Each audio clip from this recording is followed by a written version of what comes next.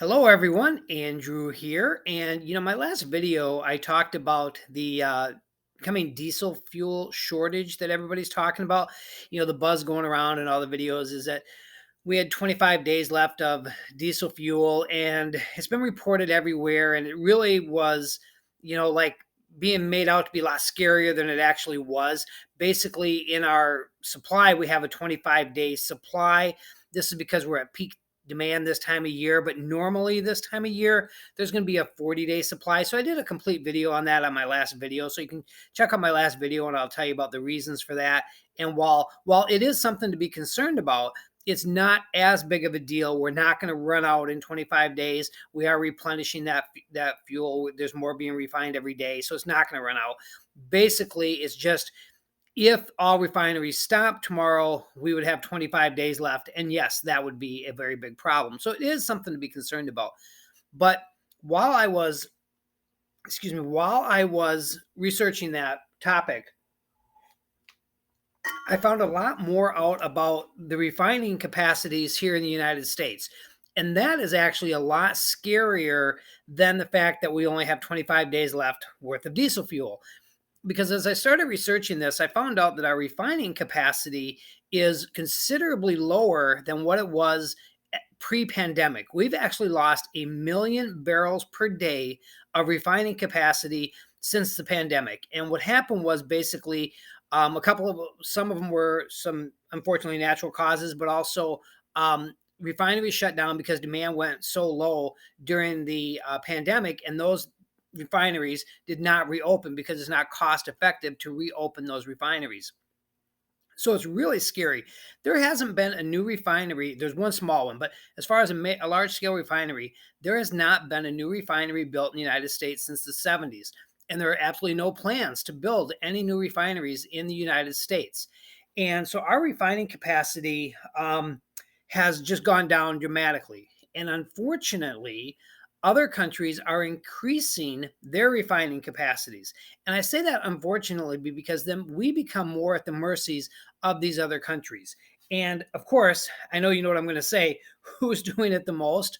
Well, like I'd mentioned, the United States has no plans to build another refinery, and they probably never will again. Our Environmental Protection Agency has put such strict standards on building a new refinery, and it was basically on purpose because this administration, they basically campaigned on ending fossil fuels. That was a campaign promise. So what they've done is they've made it almost impossible to build a new refinery.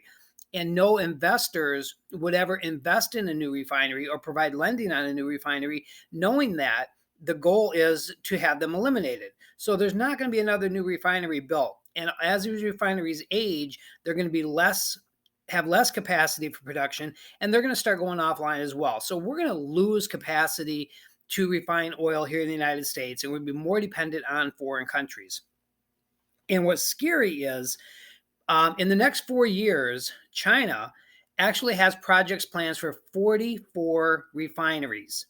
Of those 44 refineries, seven of them are new refineries, and the rest are expansions on existing refineries.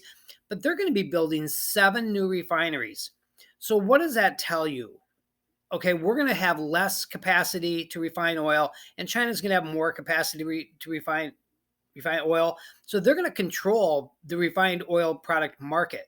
We're going to be at their mercy, basically. That should really scare everybody because, again, our EPA, Environmental Protection Agency, has put restrictions on what we can do. And I get that. We need to worry about our environment.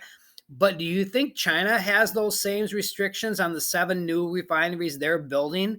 So instead of building refineries here in the United States that would be at least economically or ecologically responsible, okay, we're not doing that, but China's building seven. And again, they're not held to any standards that we hold as far as global warming. So they're going to just build these refineries, and they're building seven of them. We're building zero of them.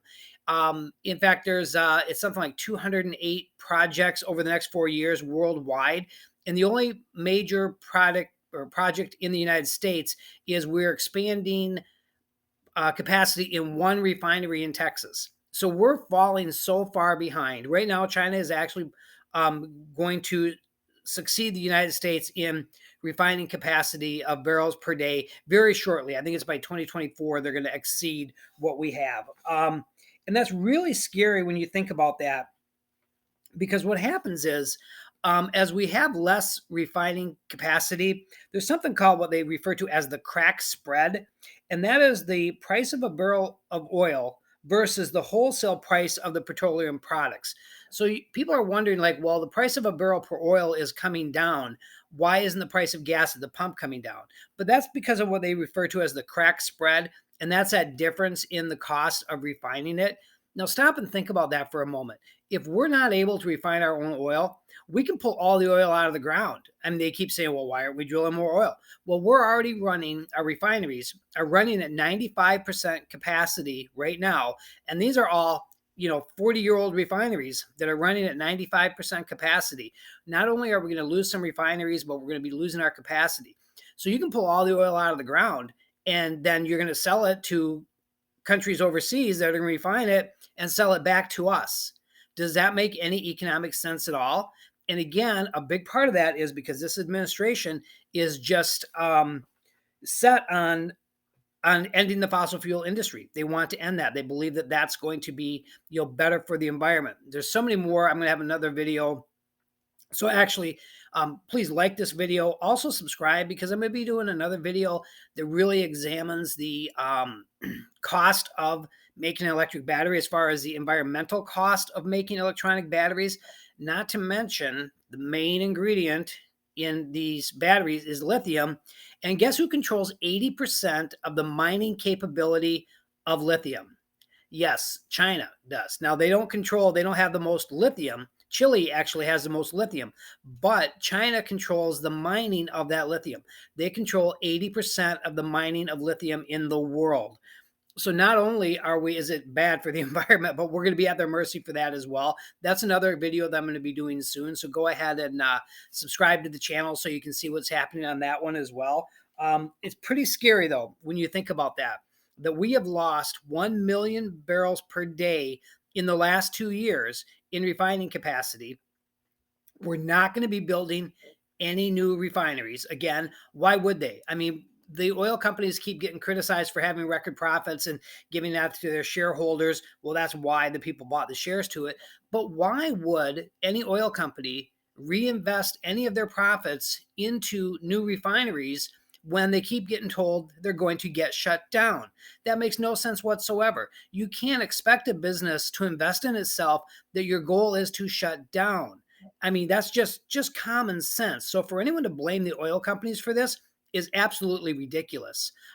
It is a matter of the fact that because our current administration does not want the fossil fuel industry to even exist, but yet they want them to invest in new refineries and return profits. That's not going to happen, and I don't blame them at all. I mean, that's just if it's common sense. That's business economics 101. If they're going to shut you down, you're going to have to make as much money as you can right now. That's just how it works. So I keep saying that, unfortunately, there's not a clear-cut answer to this, and I'm going to have a video about the other side of this, as far as trying to get to electric power vehicles and such, and why that's probably not going to work.